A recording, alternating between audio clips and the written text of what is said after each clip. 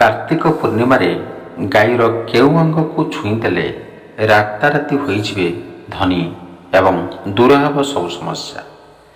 ସନାତନ ଧର୍ମରେ କାର୍ତ୍ତିକ ପୂର୍ଣ୍ଣିମାର ବିଶେଷ ମହତ୍ଵ ରହିଛି। ଏହି ଶୁଭ ତିଥିରେ ଜଗତର ପାଳନକର୍ତ୍ତା ଭଗବାନ ବିଷ୍ଣୁ ଓ ମା ଲକ୍ଷ୍ମୀଙ୍କ ଆରାଧନା କରାଯାଏ। ଧାର୍ମିକ ମାନ୍ୟତା ଅନୁସାରେ କାର୍ତ୍ତିକ ପୂର୍ଣ୍ଣିମାର ଶୁଭ ମୁହୂର୍ତ୍ତରେ ପୂଜା ଅର୍ଚ୍ଚନା କଲେ ଜାତକରେ ଥିବା ସମସ୍ତ ଇଚ୍ଛା ପୂର୍ଣ୍ଣ ହୋଇଥାଏ ଓ ଜୀବନରେ ସମସ୍ତ କଷ୍ଟ ଲାଘବ ହୋଇଥାଏ। କାର୍ତ୍ତିକ ପୂର୍ଣ୍ଣିମା ଦିନ ପୂଜା ଅର୍ଚ୍ଚନା ସମୟରେ ଲକ୍ଷ୍ମୀ ଚାଳିଶାର ପାଠ କରିବା ଉଚିତ, କାରଣ ଏହାଦ୍ୱାରା ଧନର ବୃଦ୍ଧି ହୋଇଥାଏ ଓ ଆର୍ଥିକର ଦୁରବସ୍ଥା ମଧ୍ୟ ଉଭେଇ ଯାଇଥାଏ। କାର୍ତ୍ତିକ ପୂର୍ଣ୍ଣିମା ଦିନ ଘରର ସ୍ୱଚ୍ଛତା ଉପରେ ବିଶେଷ ଧ୍ୟାନ ରଖିବା ଦରକାର। ପୂଜା ଅର୍ଚ୍ଚନା ପରେ ମା ଲକ୍ଷ୍ମୀ ତଥା ବିଷ୍ଣୁଙ୍କୁ ଫଳ ଓ ମିଠା ଭୋଗ ଦେଇ ସନ୍ତୁଷ୍ଟ କରନ୍ତୁ। ଏହାଦ୍ୱାରା ଧନଲାଭର ଯୋଗ ରହିଥାଏ। ଆସନ୍ତା 15 ନଭେମ୍ବର କାର୍ତ୍ତିକ ମାସର ଅନ୍ତିମ ପୂର୍ଣ୍ଣିମା ବା ତିଥି। ଏହାକୁ ତ୍ରିପୁରାରୀ ପୂର୍ଣ୍ଣିମା ବା ଦେବ ଦୀପାବଳି ମଧ୍ୟ କୁହାଯାଏ। ତାହା ସହ ଏହି ଦିନ ହିଁ ଗୁରୁ ନାନକ ଦେବଙ୍କ ଜୟନ୍ତୀ ମଧ୍ୟ ପାଳନ କରାଯାଏ। ଆଜିର ଭିଡ଼ିଓ ମାଧ୍ୟମରେ ଆମେ ଆପଣମାନଙ୍କୁ କହିବୁ ଗାଈର କେଉଁ ଅଙ୍ଗକୁ ଛୁଇଁଦେଲେ ରାତାରାତି ହୋଇଯିବେ ଧନୀ, ଦୂର ହେବ ସବୁ ସମସ୍ୟା ବା ସବୁ ଦୁଃଖ।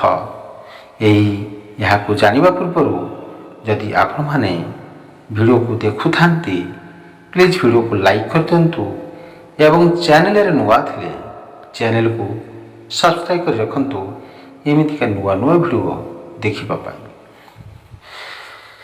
ବନ୍ଧୁଗଣ, ଏବେ ଶୁଣନ୍ତୁ, ଭଗବାନ ଶ୍ରୀକୃଷ୍ଣ କହିଛନ୍ତି ଗାଈ ହେଉଛି ସମସ୍ତ ଜଗତର ମା।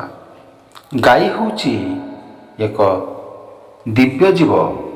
ଯେଉଁ ଘରେ ଗାଈ ରହିଥାଏ ସେହି ଘରର ସବୁ ବାସ୍ତୁ ଦୋଷ ଦୂରେଇ ଯାଇଥାଏ। ଧାର୍ମିକ ଗ୍ରନ୍ଥ ଅନୁସାରେ ଗାଈରେ ସମସ୍ତ ଦେବତା ଏବଂ ଦେବୀ ବାସ କରିଥାନ୍ତି।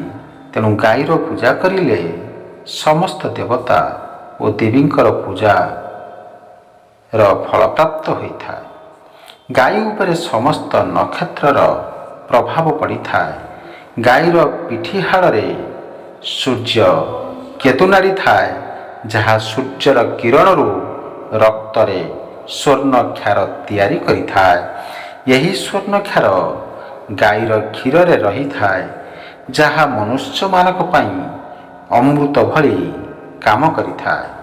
ଏହାର ସୁବର୍ଣ୍ଣ ରଙ୍ଗ ହେତୁ ଗାଈର କ୍ଷୀର ହାଲକା ହଳଦିଆ ହୋଇଥାଏ। ଆଜି ଆମେ ଆପଣମାନଙ୍କୁ କହିବାକୁ ଯାଉଛୁ ଜଣେ ବ୍ୟକ୍ତି ଗୋମାତାଙ୍କୁ ପୂଜା କରିବା ଦ୍ୱାରା କେଉଁ ଫଳ ମିଳିଥାଏ, ତା ସହିତ ଘରୁ ବାସ୍ତୁଦୋଷ ଦୂର କରିବା ପାଇଁ କେଉଁ ଉପାୟ କରିବା ଦରକାର ଏବଂ ଗାଈର କେଉଁ ଅଙ୍ଗକୁ ସ୍ପର୍ଶ କରିବା ଶାସ୍ତ୍ରରେ ଅତ୍ୟନ୍ତ ଶୁଭ ବୋଲି କୁହାଯାଇଛି। ତେଣୁ ଆସନ୍ତୁ ଜାଣିବା ଗାଈ ଆମ ପାଇଁ କେତେ ଶୁଭ ଅଟେ।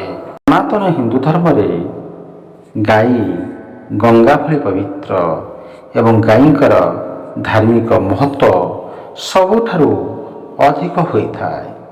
ଶାସ୍ତ୍ର ଅନୁସାରେ ଗାଈର ଶରୀରରେ 33 କୋଟି ଦେବୀ ଦେବତାଙ୍କର ବାସସ୍ଥାନ ଅଟେ। ଯିଏ ବି ଗାଈର ପୂଜା କରେ ତାଙ୍କ ଉପରେ ସମସ୍ତ ଦେବତା ଓ ଦେବୀଙ୍କର ଆଶୀର୍ବାଦ ପ୍ରାପ୍ତ ହୋଇଥାଏ। ଯିଏ ଗାଈର ପାଳନ କରିଥାଏ ତାକୁ ମା ଭାବରେ ସେବା କରୁଥାଏ। ଏ ଗୋମାତାକୁ ଭକ୍ତି ଭାବରେ ସ୍ନେହ ଶ୍ରଦ୍ଧାରେ ଖାଦ୍ୟ ଦେଉଥାଏ ଏବଂ ଗୋମାତା ତାଙ୍କ ଉପରେ ଆସୁଥିବା ସମସ୍ତ ବିପଦ କଷ୍ଟକୁ ହରଣ କରିଥାନ୍ତି। ଗୋମାତା କାମଧେନୁ ଅଟନ୍ତି। ସମସ୍ତଙ୍କର କଷ୍ଟ ଦୂର କରିଥାନ୍ତି ଆଉ ନିବାରଣ କରିଥାନ୍ତି। ଆଉ କୁହାଯାଇଛି ସମସ୍ତଙ୍କର ମନସ୍କାମନା ମଧ୍ୟ ପୂର୍ଣ୍ଣ କରିଥାନ୍ତି। ସୂର୍ଯ୍ୟାସ୍ତ ପରେ ଯେତେବେଳେ ଗାଈ ଘରକୁ ଫେରିଥାଏ, ସେହି ସମୟରେ ଗାଈର ଖୁରାରୁ ଯେଉଁ ଧୂଳି ଉଡ଼ିଥାଏ, ସେହି ଧୂଳିରେ ମନୁଷ୍ୟର ପାପ ଧୋଇ ହୋଇଯାଏ। ଯଦି ବ୍ୟକ୍ତି କ୍ରୋଧୀ ଅଟନ୍ତି, ପାଠ ପଢ଼ାରେ ଦୁର୍ବଳ ଅଟନ୍ତି, କହିବାର ଅସମର୍ଥ ଅଟନ୍ତି, ତେବେ ସେହି ବ୍ୟକ୍ତିଙ୍କୁ ଗୋମାତାଙ୍କୁ ସବୁଜ ଚାରା ଖାଇବାକୁ ଦେବା ଅତ୍ୟନ୍ତ ଲାଭପ୍ରଦ ହୋଇଥାଏ।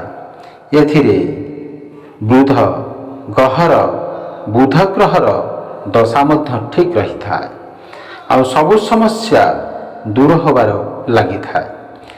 ଗାଈକୁ ଦାନ କରିବାର ଶାସ୍ତ୍ରରେ ଶୁଭ ବୋଲି ବିବେଚନା କରାଯାଏ। ଯଦି ମଙ୍ଗଳ ଗ୍ରହର ଅବସ୍ଥିତି ଖରାପ ଅଛି, ତେବେ କୌଣସି ଗରିବ ବ୍ରାହ୍ମଣକୁ କିମ୍ବା ଗରିବ ଲୋକଙ୍କୁ ଗାଈର ଦାନ ନିଶ୍ଚିନ୍ତ କରନ୍ତୁ, ଶୁଭ ଫଳ ପ୍ରାପ୍ତ ହେବ।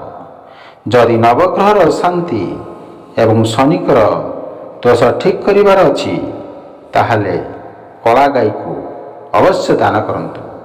ଏହାଦ୍ୱାରା କଷ୍ଟରୁ ମୁକ୍ତି ମିଳିଥାଏ ଆଉ ଶନିଦେବଙ୍କ କୃପାରୁ ସବୁକିଛି ଭଲ ହୋଇଯାଏ।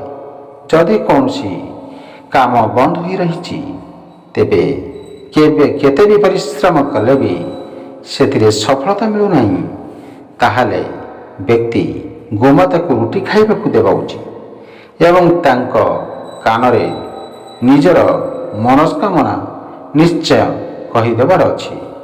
ଗାଈର ନିୟମିତ ପୂଜା କରିବା ଦ୍ୱାରା ମା ଲକ୍ଷ୍ମୀ ପ୍ରସନ୍ନ ହୋଇଥାନ୍ତି ଏବଂ ଘରର ଆର୍ଥିକ ସ୍ଥିତି ଦୃଢ଼ ହୋଇଥାଏ।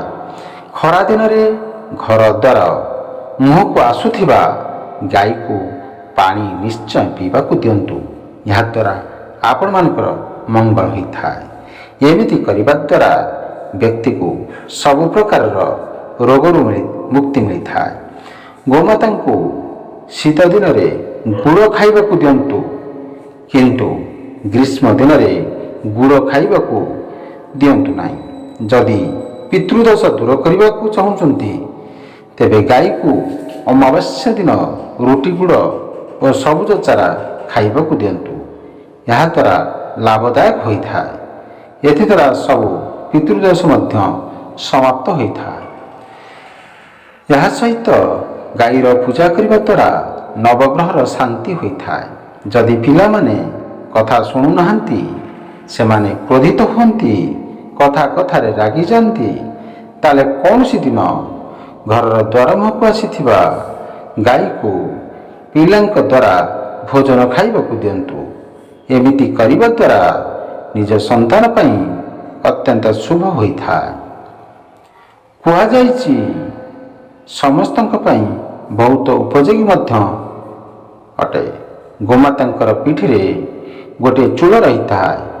ସେହି ଚୂଳରେ ସୂର୍ଯ୍ୟକେତୁ ନାଡ଼ି ରହିଥାଏ। ସବୁଦିନ ସକାଳେ ଗାଈର ଏହି ଚୂଳ ଉପରେ ହାତ ଆଉଁସିଲେ ବ୍ୟକ୍ତିର ସବୁ ମନସ୍କାମନା ପୂର୍ଣ୍ଣ ହୋଇଥାଏ। ତାଙ୍କର ସବୁ ଆର୍ଥିକ ସଙ୍କଟ ମଧ୍ୟ ଦୂର ହୋଇଥାଏ ଏବଂ ଗରିବୀ ଦାରିଦ୍ର୍ୟତା ଦୂର ହୋଇଥାଏ। ଏହା ସହିତ ତାଙ୍କର ସମସ୍ତ ରୋଗ ନଷ୍ଟ ହୋଇଯାଇଥାଏ। ତେଣୁ ଦୁଆର ପାଖକୁ ଆସୁଥିବା ଗାଈକୁ ପିଠି ଉପରେ ଥରେ ହାତ ବୁଲାନ୍ତୁ।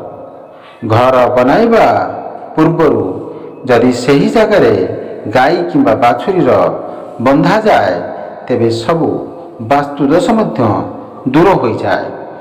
ଯେଉଁ ମାଟିରେ ଗାଈ ବସି ଆରାମ କରିଥାଏ, ସେଠି କେବେ କୌଣସି ପ୍ରତିବନ୍ଧକ ଆସିନଥାଏ।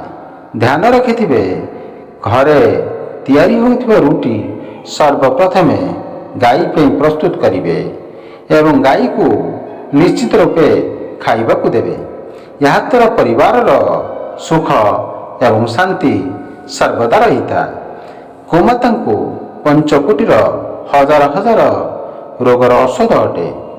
ଏହାକୁ ସେବନ କରିବା ଦ୍ୱାରା କଠିନରୁ କଠିନ ରୋଗ ଦୂର ହୋଇଯାଏ। ପରିବାରରେ ଗାଈଠାରୁ ମିଳୁଥିବା ପଞ୍ଚକୋଟିର ପଦାର୍ଥର ବ୍ୟବହାର କରନ୍ତୁ। ପଞ୍ଚକୋଟିର ବିନା ପୂଜା ପାଠର ସଫଳତା ମିଳିନଥାଏ। ଗାଈ ଗୋବରକୁ ପ୍ରତ୍ୟେକ ଦିନ ଘର ଦୁଆର ସାହି ଏବଂ ଗଳିରେ ଜଳାଇ ଧୂପ କରିବା ଦ୍ୱାରା ପରିବେଶ ଶୁଦ୍ଧ ହୋଇଥାଏ। ଏଥିଦ୍ୱାରା ସକାରାତ୍ମକ ପରିବେଶ ସର୍ବଦା ରହିଥାଏ ଏବଂ ବ୍ୟବସାୟରେ ବୃଦ୍ଧି ଆସିଥାଏ। ଯଦି ପ୍ରତିଦିନ ଘରର ଦ୍ୱାରକୁ ଗାଈ ଆସନ୍ତି ତେବେ ଆପଣ ଅତ୍ୟନ୍ତ ଭାଗ୍ୟଶାଳୀ ଅଟନ୍ତି। ଏହା ଆପଣଙ୍କ ଜୀବନରେ ଭଲ ସମୟ ଆସିବାର ସଂକେତ ଦେଇଥାଏ, କାରଣ ଗୋମାତା ଏହିପରି ଘରକୁ ଯାଆନ୍ତି ଯେଉଁଠାରେ ପବିତ୍ର ଶୁଦ୍ଧ ଓ ଭଲ ଲୋକମାନେ ବାସ କରନ୍ତି। ତେଣୁ ଗୋମାତା ଘରର ଦ୍ୱାରକୁ ଆସିଲେ ତାକୁ ରୁଟି ଖାଇବାକୁ ଦିଅନ୍ତୁ। ଗୋମାତାଙ୍କର ବେକରେ ଘଣ୍ଟି ନିଶ୍ଚୟ ବାନ୍ଧନ୍ତୁ। ଗାଈର ବେକରେ ବନ୍ଧା ଘଣ୍ଟି ବାଜିଲେ ଗୋମାତାଙ୍କର ଆରତି ହୋଇଥାଏ। ଏହାଦ୍ୱାରା 33 କୋଟି ଦେବୀ ଦେବତାଙ୍କର ଫଳ ପ୍ରାପ୍ତ ହୋଇଥାଏ। ଗୋମାତାଙ୍କ ଗୋବରରେ ମା ଲକ୍ଷ୍ମୀ ମଧ୍ୟ ବାସ କରିଥାନ୍ତି ଏବଂ ଗୋମାତାଙ୍କର ମୂତ୍ରରେ ଗଙ୍ଗାଙ୍କର ବାସ ହୋଇଥାଏ। ଗୋମାତାଙ୍କର କ୍ଷୀରରୁ ସୁବର୍ଣ୍ଣ ତତ୍ତ୍ୱ ମିଳିଥାଏ, ଯାହା ସବୁ ରୋଗର ନାଶ କରିଥାଏ। ଏଥିପାଇଁ ଗାଈ କ୍ଷୀର ସବୁଦିନ ପିଅନ୍ତୁ। ତନ ମନ ଧନରେ ଯେଉଁ ବ୍ୟକ୍ତି ଗୋମାତାଙ୍କର ସେବା କରିଥାଏ ସେ ମୃତ୍ୟୁ ପରେ ବୈତରଣୀ ଗୋମାତାଙ୍କ ଲାଞ୍ଜ ଧରି ନର୍କକୁ ପାର କରିଥାଏ। ତାଙ୍କର ଅକାଳ ମୃତ୍ୟୁ ହୋଇନଥାଏ ଏବଂ ଏମାନଙ୍କୁ ଗୋଲକ ଧାମରେ ବାସ କରିବାକୁ ମିଳିଥାଏ। ଯେଉଁ ବ୍ୟକ୍ତିଙ୍କ ଭାଗ୍ୟରେ ରେଖା ଶୋଇଥାଏ ସେହି ବ୍ୟକ୍ତି ତାଙ୍କ ପାପୁଲିରେ ଗୁଡ଼ ରଖି ଗାଈକୁ ଚାଟିବାକୁ ଦିଅନ୍ତୁ। ଗୋମାତାଙ୍କର ଜିଭରେ ପାପୁଲି ଚାଟିବା ଦ୍ୱାରା ବ୍ୟକ୍ତିର ଭାଗ୍ୟରେଖା ଖୋଲିଥାଏ। ବନ୍ଧୁଗଣ, ଏହି ଭିଡ଼ିଓ ଆପଣମାନଙ୍କୁ କେମିତି ଲାଗିଲା ନିଶ୍ଚିତ ରୂପରେ କମେଣ୍ଟ ସେକ୍ସନରେ କମେଣ୍ଟ କରିବେ ଏବଂ କମେଣ୍ଟ ସେକ୍ସନରେ ଯଦି ଆପଣ ମାତା ଲକ୍ଷ୍ମୀଙ୍କୁ ଭକ୍ତି ଭାବରେ ପୂଜା କରୁଥାନ୍ତି ଏବଂ କମେଣ୍ଟରେ ଅବଶ୍ୟ ଲେଖନ୍ତୁ ଜୟ ମା ଲକ୍ଷ୍ମୀ ଏବଂ ଭିଡ଼ିଓକୁ ଲାଇକ୍ କରିବେ। ଚ୍ୟାନେଲରେ ନୂଆ ଥିଲେ ଚ୍ୟାନେଲକୁ ନିଶ୍ଚିତ ଭାବରେ ସବସ୍କ୍ରାଇବ୍ ରଖିବେ। Thank you.